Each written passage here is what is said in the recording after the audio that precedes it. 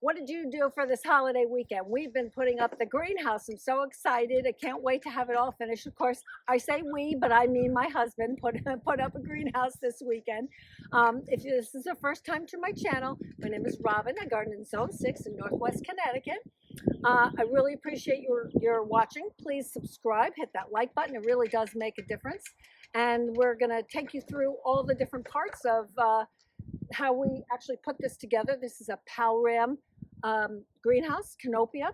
I'd say it's definitely a two-person job. There are, if your husband is as talented as mine is, or if you're more talented than I am, it's not hard. It's just very time-consuming, and there are a lot of steps. So thank you so much for watching, and hope you enjoy this view of how to put up a greenhouse. Hi, we're beginning to get our greenhouse assembled today.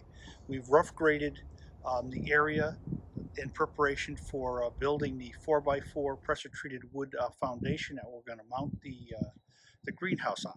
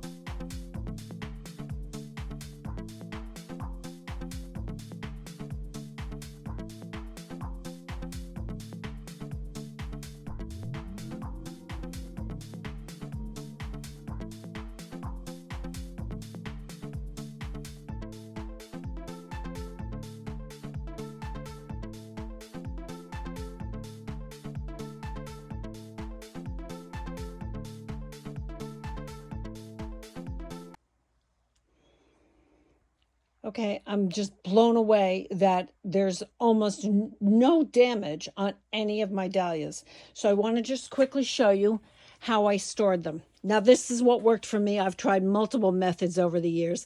So I have crates. I have a bulb crate, and I just have some cheap crates. I had landscape fabric on the bottom to keep the vermiculite from falling out. I had tons of burlap, then wrapped around the inside, one this way, and then I put the tubers in completely buried in vermiculite. This worked amazing. I now have 5 crates on top of, oh my God, I ordered so many new ones because I didn't think mine would last, because I've had so much trouble with this over the years. But this is a total success for me. So now my chore is to match up all my tags with the tags. I have everything tagged in flagging tape with the garden marker. And I have garden markers. And, okay, garden marker is great because it doesn't wear off. But I have these metal tags, and the comes with, or you buy the permanent tape, and this works great.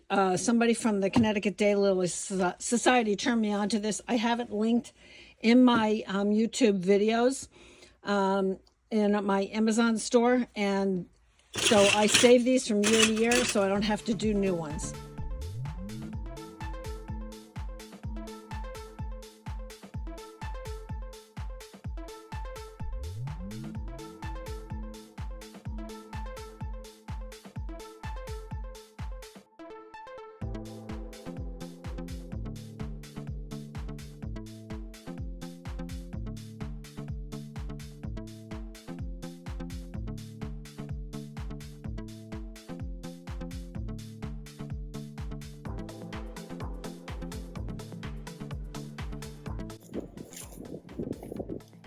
So you can see we decided to do green instead of, the unpainted version. So I'm very excited to see this. So we have all our pieces laid out and we're just trying to get our frame together.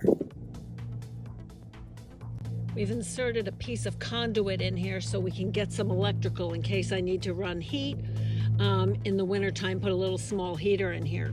So we're just getting that in. We haven't dug the trench yet, but just so we get this in place.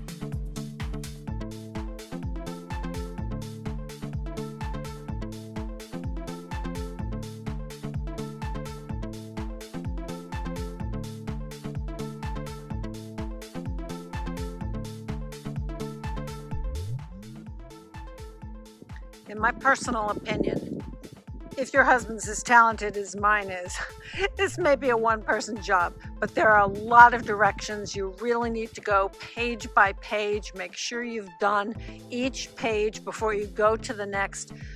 It's maybe not quite as simple as it sounds or like some of the videos show that it is. It's certainly doable, and we're going to get to the end of it.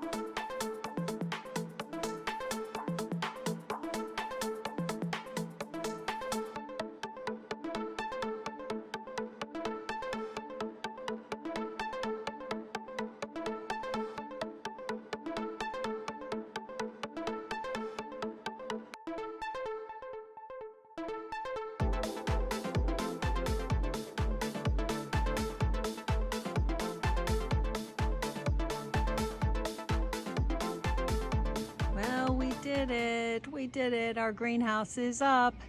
And the automatic opener is working. Sorry, can't get my finger there. There it is. This is definitely a two-person job. We thought the directions were not nearly as simple as it seems. I hope this lasts. You know, while it wasn't the most expensive thing on the market, it wasn't the cheapest thing either. And I don't know, some parts of it seem a little flimsier to me than I would have liked. But I'm very excited to have it. Now we're just going to get it wired up so we could either use lights or some heaters.